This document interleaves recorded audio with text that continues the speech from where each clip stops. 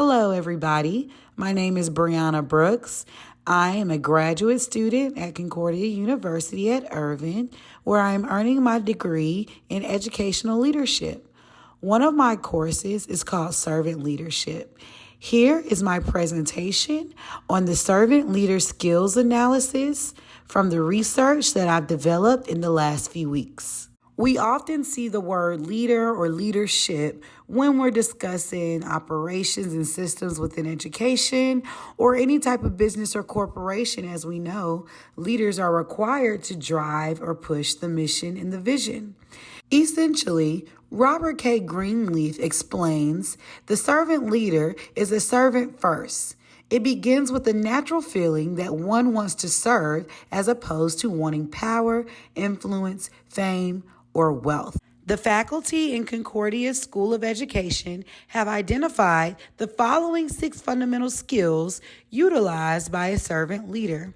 While these 6 are extremely important into the transition of becoming a servant leader, I am going to focus on 2 that educators should use in their classroom to reach success. In order for an educator to be an exemplary servant leader, they must build strong relationships with students and staff and motivate excellence across the classroom. Building positive relationships with students is vital when we think about managing classrooms. We know that classroom management is the essence to an overall successful school year.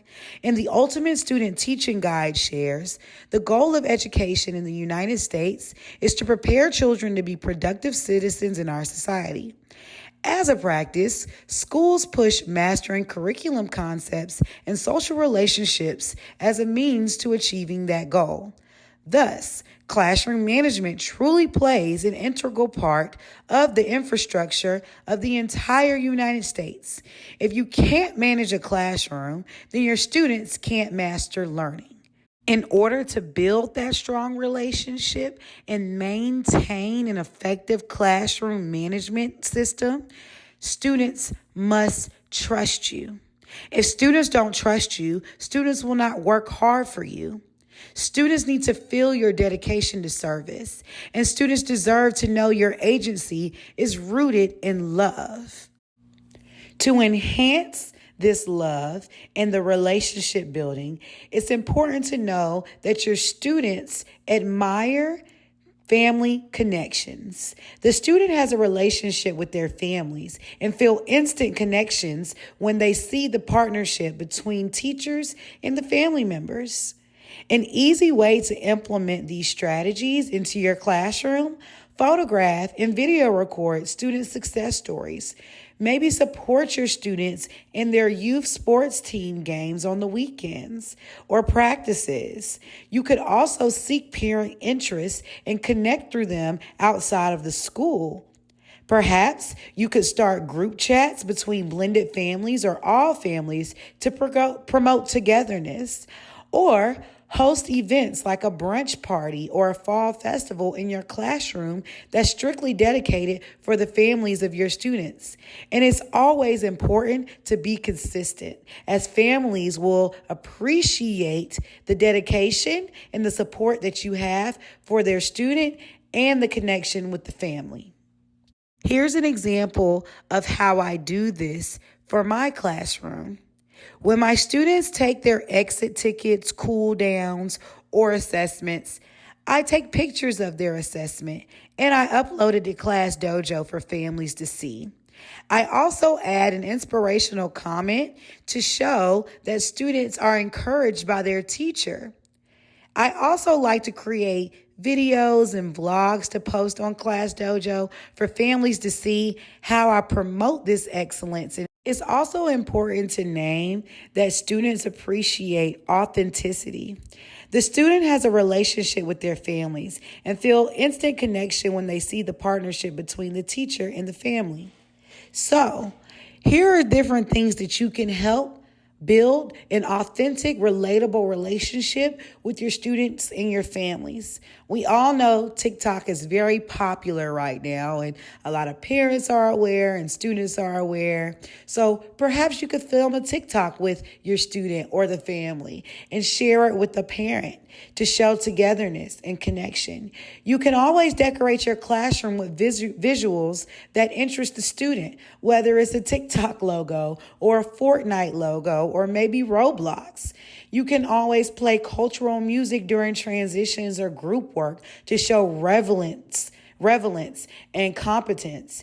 You can always incentivize from student interests, naming and understanding and surveying what do students like? What do they appreciate? What are some things that can help them work hard?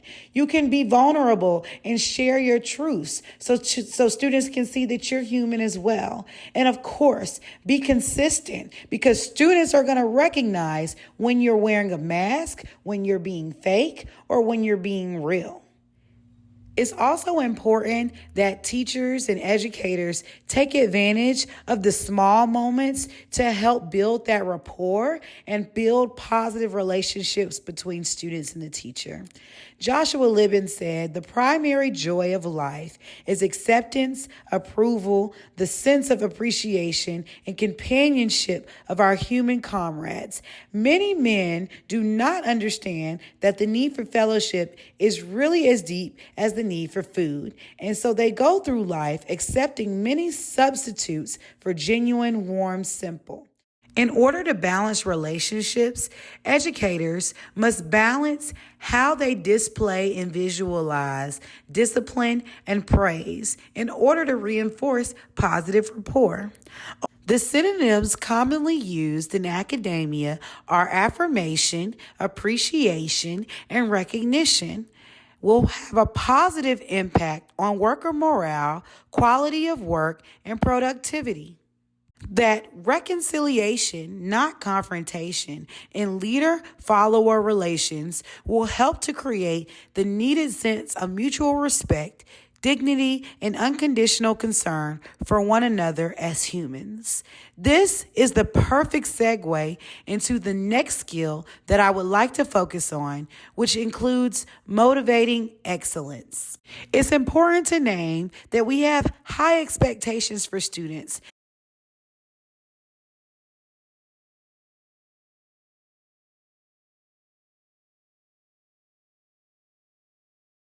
Unfortunately, our adult expectations for children and students can be quite overwhelming. Leadership makes a difference.